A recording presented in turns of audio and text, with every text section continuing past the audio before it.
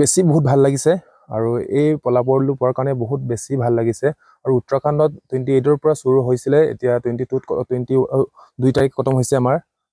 ফেব্ৰুৱাৰীত আৰু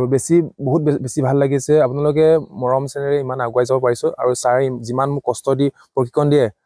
ইমান মই কষ্ট কৰিব পাৰো ছাৰে যিমান মোক হাৰ্ড প্ৰেক্টিছ দিলেও মই হাৰ নেমানো ছাৰৰ বিনিময়ে মই যিমান পাৰো ইমান কৰো মই আৰু ছাৰে বহুত মোক কষ্ট কৰি মোক এই পৰ্যায়লৈ পাবলৈ সক্ষম হৈছে আৰু মই ইমানে ক'ব বিচাৰিছো যে আমাৰ ডিমৰ সমষ্টিৰ বিধায়ক সুশান্ত বৰুৱাই ছাৰো মোক হেল্প কৰিছে আৰু সুশান্ত বৰুৱাই ছাৰো মোক বহুত বেছিভাগে মোক টুইট কৰিছে ভাল লাগিছে আৰু ছাৰে ইহঁতে ইমান ছাপোৰ্ট কৰি যাওক আৰু ইমানেই ক'ব বহুত বেছি ভাল লাগিছে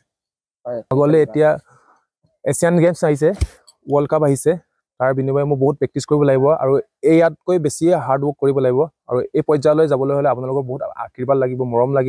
মৰম চেনে দি গৈ থাকিব আপোনালোকে মোক আৰু মই যিমান কষ্ট পাৰিম ইমান নিজকে কষ্ট কৰিম হয় আমাৰ গাঁৱৰ পৰা যাবলৈ চেষ্টামুখ বেকুৰিচাৰ পৰা যাবলৈ বহুত দূৰ আছে আমাৰ ৰাস্তা পদূলি বেয়া আমি ইয়াৰ পৰা যাওঁতে কেতিয়াবা বৰষুণ দিলে আমি প্ৰেক্টিছ অফ কৰিবলগীয়া হয় আমাৰ ৰাস্তা ঘাট দেখিছে আপোনালোকে কিমান কষ্টৰে আমি যাবলগীয়া হয় আমাৰ ৰাস্তা নাই আমাৰ ৰাস্তা যাবলৈ ইমান কেতিয়াবা বৰষুণ দিলে আমি চাইকেল লৈ যাব নোৱাৰো বাইক লৈ যাব নোৱাৰো কেতিয়াবা লাইন গাড়ীত যাবলগীয়া হয় ইমান কষ্ট কৰি আমি প্ৰেক্টিছ কৰিবলৈ যাওঁ আৰু চৰকাৰৰ মোৰ এটাই অনুৰোধ কৰিছো আমাৰ ৰাস্তাখন ভাল কৰি দিয়ক আৰু ইমানে পাপাই মোক ক'বলৈ ভাষা নাই যিমান কষ্ট কৰে মোৰ মা পাপাৰ মোৰ ভগৱান আৰু ছাৰে ভগৱান মা পাপাই মোক লোকৰ পৰা আজিৰা কৰিলেও মোক খেললৈ পঠিয়ায় আৰু আমাৰ গৰু ছাগলী ম'হ চব বিকি পিনি আমাক মা পাপাই মোক খেললৈ পঠিয়ায় হ'লেও মোক পাছলৈ তুমি যোৱা আগলৈ যোৱা বুলি মা পাপাই মোক ইমান আগ্ৰহ দি থাকে আজিৰ পৰা 10 বছৰ আগৰ পৰাই ডিমৌ ৰাইচাই গ্ৰাম্য ক্ৰীড়াংগনৰ উঁচু প্ৰশিক্ষণ কেন্দ্ৰত ক্ষুদ্ৰ পাংগিঙক প্ৰশিক্ষণ দি থকা হৈছে তেখেতে নিতাই ভেকুৰি চাপৰিৰ পৰা বহুত দূৰ হয় ৰাইচাই ষ্টেডিয়ামলৈ যাবলৈ তথাপিতো ৰ'দ বৰষুণ কাটি কৰি তেখেতে ইমান দূৰৰ পৰা আমাৰ ষ্টেডিয়ামত আহি প্ৰেক্টিছ কৰে আৰু এই উৎসাহ দেখি তেখেতক আমি যিমান পাৰোঁ ভাল ধৰণে প্ৰশিক্ষণ দিবলৈ চেষ্টা কৰিছিলোঁ আৰু বহুত প্ৰশিক্ষণ দিছিলোঁ আজি যেনেধৰণে আমি তাক প্ৰশিক্ষণ দিছিলোঁ ঠিক তেনেধৰণে সি শিক্ষা গ্ৰহণ কৰিছিলে শিকিছিলে কোনোদিনে এলাহ ভাৱ কৰা নাছিলে তো ইমান কষ্ট কৰাৰ কাৰণে আজি সি এনেকুৱা এটা 38 সংখ্যক ৰাষ্ট্ৰীয় ক্ৰীড়া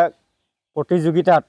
আজি ৰূপৰ পদক পাবলৈ সক্ষম হৈছে ৰূপৰ পদক লাভ কৰি অসম তথা শিৱসাগৰ জিলাৰ ডিমৌ সমষ্টিলৈ যি গৌৰৱ কঢ়িয়াই আনিছে তাৰ বাবে আমি আজি বহুত আনন্দিত হৈছোঁ আৰু ইয়াত আগুৱাই যোৱাত আমাৰ ডিমৌ সমষ্টিৰ মাননীয় বিধায়ক সুশান্ত বৰগোহাঁই দাদাও বহুত অৰিহণা আছে লগতে আমাৰ অসম উঁচু সন্থাৰ মাননীয় সভাপতি সম্পাদক মুৰলীধৰ চৌধুৰী ছাৰ ৰঞ্জিত বড়ো ছাৰ তেখেতসকলেও বহুত অৰিহণা আছে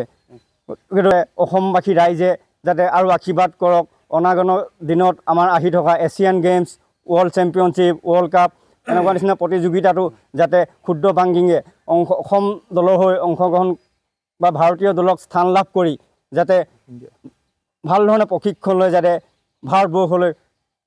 মেডেল আনি গৌৰৱ কৰি আনিব পাৰে তাৰে আমি আশা কামনা কৰিছোঁ যিকোনো খবৰৰ বাবে যোগাযোগ কৰক 7099017330 লগতে 7099017110 নম্বৰত